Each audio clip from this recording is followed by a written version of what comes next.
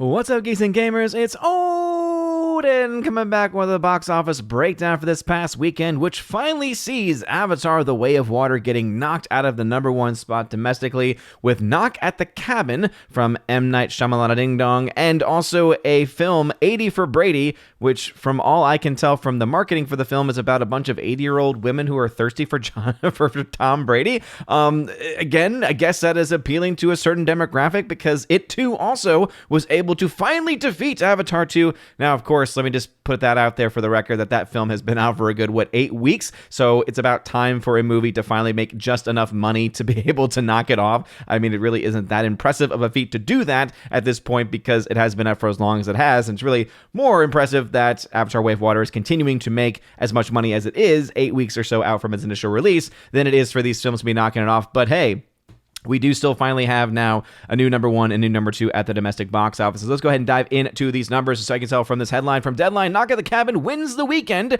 with 14 plus million, while 80s for Brady, popular with the ladies, pulls in more admissions.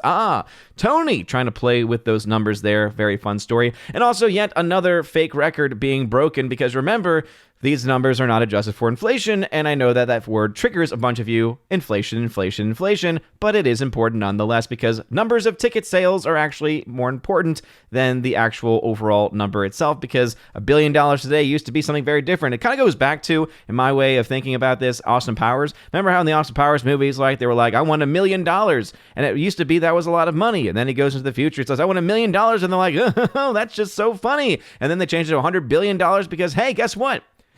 Inflation. Anyway, going on to it, I know that's an oversimplification, but I just like to trigger people because it's just fun at this point. Anyway, look at the actual domestic numbers. You can see Knock at the Cabin making $14.2 million, $3,800 per screen. I have seen this movie, and I could say it's not good. It's not as bad as the last M. Night film that came out, Old, which was just a complete trash fire of a narrative. Knock at the Cabin at least has some things going for it. The thing that it doesn't have going for it, though, is any type of twist. Everything that you know about the movie going in from the trailer gives away basically everything that the film is going to do, and it leaves you guessing actually leaves you not guessing at all. Everything is very by the numbers, everything is exactly as you think it will be, and then the film just ends, and you're like, okay, so I guess if you like some of the performances in the movie or some of the moments in the film, I guess that might be enough for you, but for me, someone who likes story a little bit more than other people, I would say to myself, yeah, I think that's worth skipping, and M. Night's is just, again, hit or miss, mostly miss these days. The last good movie, in my opinion, that he made was Split, and that was back in 2017. Going to the number two spot is 80 for Brady from Paramount, making $12.5 million, $3,100 per screen. So apparently this is doing very well with the female demographic and the older female demographic at that. And again, it's just based on the premise of the movie. It looks like a bunch of 80-year-old women who are obsessed with Tom Brady. So if that sounds like something for you, then hey, it's available for you right now in the theaters. Coming in at the number 3 spot, so after, again, its 8th week of release, it's finally dropped to the number 3 spot. Not the number 2, but the number 3. Even 80 for Brady was able to beat it. And again, I understand 8 weeks out versus first week out. Again, there's differences there, but still, it's funny nonetheless that the movies that knocked the film out of the number 2 spot, or rather out of the number 1 and 2 spot, were Knock at the Cabin, an M. Night film with, again, a terrible story and just, again, everything about it is just not very well executed, and then a film called 80 for Brady. I just find that to be quite entertaining. So anyway, that come in the number 3 spot, making another $10.8 million, another 32% drop there. So again, still chugging along, still making enough money to where it's looking like $2.2 billion is very much going to be on the table. Probably ending somewhere around 2.3 to 2.4 at this point. I think 2.5, which was my initial high ceiling for the movie, is probably a little bit out of reach at this point based on where it's tracking, and especially since you're going to have actual real competition coming in the next few weeks and the likes of new MCU films, etc. Not saying that those films are going to be any good, but those films are absolutely going to be films that bring in money, not the same amount of money as Avatar: Way of Water, but enough money to be able to take away some of the audience from this movie. Coming in the number 4 spot is the film that continues to be probably one of the more impressive films, just compared of what it started off with and where it is, just percentage-wise. Puss in Boots, $7.9 million there, another 24% hold, $2,300 per screen there, $151 million domestically, coming in its 7th week of release. And then you have, again, a kind of collaboration of films, nothing official yet, according to the numbers of as far as, what's going to be the number 5, what's going to be the number 6 film, between A Man Called Otto from Sony and the film Megan dropping another 39%. Will the film be able to make it $100 million domestically? It's possible, but becoming less likely as every week goes on. Knock at the Cabin opened internationally to $21.2 million. And again, if you've seen the trailer, you've seen the movie.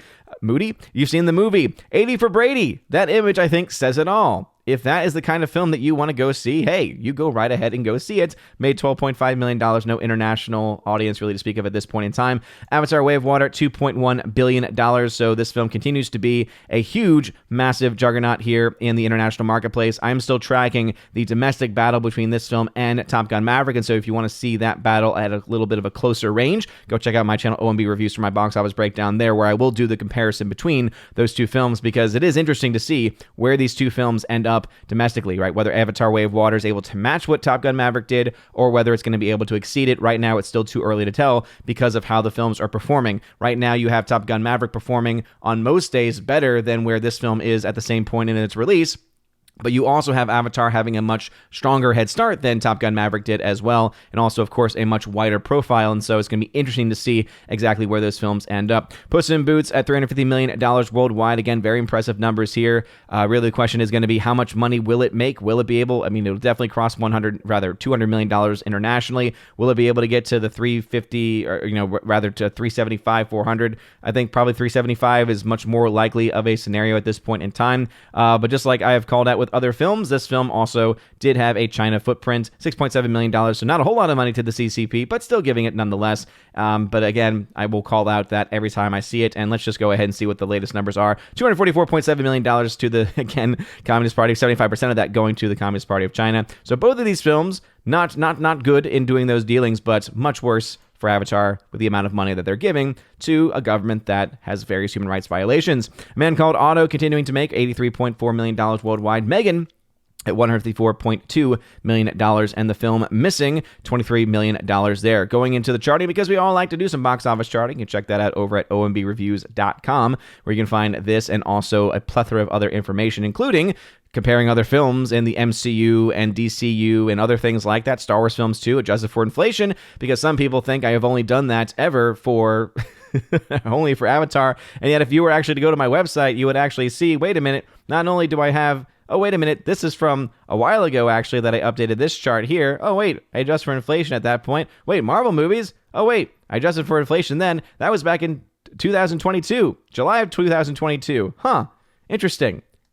I guess that kind of puts a hole in your whole narrative thing about me not paying attention to inflation. But with all that being said, we do look at the charting here for Knock at the Cabin. $21 million. And that $20 million budget, $15 million the break-even point. So right now it's around $17 million in the red. 80 for Brady ended up costing around $28 million. So it's going to be interesting to see whether this film's going to be able to make its money back. It seems like it's doing well enough with a certain demographic for it to be able to do that. $12.5 million opening weekend, $34.5 million in the red. But based off of that budget, that film's break-even is around $70 million. So it's possible, but it's going to be, again, kind of a make or break, or it's going to be, again, who knows at this point whether or not it's going to be able to hit those marks at the end of the day. The movie Plane is still making some money internationally, but not nearly enough to be able to make up for its loss right now at $12.5 million. So it still has a couple of places that it can open in, but right now it doesn't seem to be a very strong international contender, so likely will end up being a financial loss, though not that large of a financial loss. No real other major updates in any of the other film categories, as they are all making about the same amount of money, or at least barely enough extra money to make much of a difference, with the exceptions being Puss in Boots, which is at $82 million in the black, so $100 million in net profit. Again, not as likely, but still possible. $2.1 billion for Avatar means around $614 million in net gain profits for that film. And as far as other films that have gotten any updates, the last one I had was for Black Panther: Wakanda Forever, which right now is still tracking towards that $850 million ceiling that I was talking about. This film did get a delayed release in some countries, including that of China, where I believe it still is either just released or is about to release there. So we could see some money come from that. How much money we get, I doubt that it's going to be enough to be able to push this film to $1 billion, but the film getting to maybe $900 million might be on the table with this film. Now, granted, this movie is available or will be available very soon on Disney Plus, and so therefore that I think is going to take away from any of the extra potential money it could have made had this had the same day and date release in international countries. But again, it's just another reminder that with everything now under Bob Iger, once again, the relationship with China and specifically with the CCP continues, which means Disney is going to continue to funnel hundreds of millions of dollars into that country to fund their human rights violations. But anyway, what are y'all's thoughts about these numbers? Are you surprised to see Knock at the Cabin and 80 for Brady, especially knocking Avatar 2 half off of the number 1 and number 2 spot? Again, 8 weeks out, it's not that much of a surprise because usually it's a lot sooner than that these films tend to get knocked off, but it just, again, goes to and really gives credit to the strength of Avatar 2 for it being at the number 1 spot for as long as it is. But now we are starting to see some competition, and so now the big question is going to be, what more competition do we get? I know that we have things like Cocaine Bear coming out very, very soon. We also have the Ant-Man film coming out. And again, not saying those films are going to be good, but they are going to be films that are going to be bringing some people to, again, to be able to change the top 5 over the past, which have really been consistent and constant over the last several weeks, especially. So let me know your thoughts about that in the comment section down below. Also, if you're not voted in the Wednesday Raven Awards, what are you waiting for? If you want to vote for Jeremy here of our own Geeks and Gamers for Shill of the Year, go check out my website, ombreviews.com, but especially my YouTube channel, OMB Reviews, where you can find a link to that ballot in the video description of the vast majority of my recent videos. And so anyway, you guys are all amazing and beautiful people. Hope you have a blessed Septuagesima Sunday. And as always, God bless.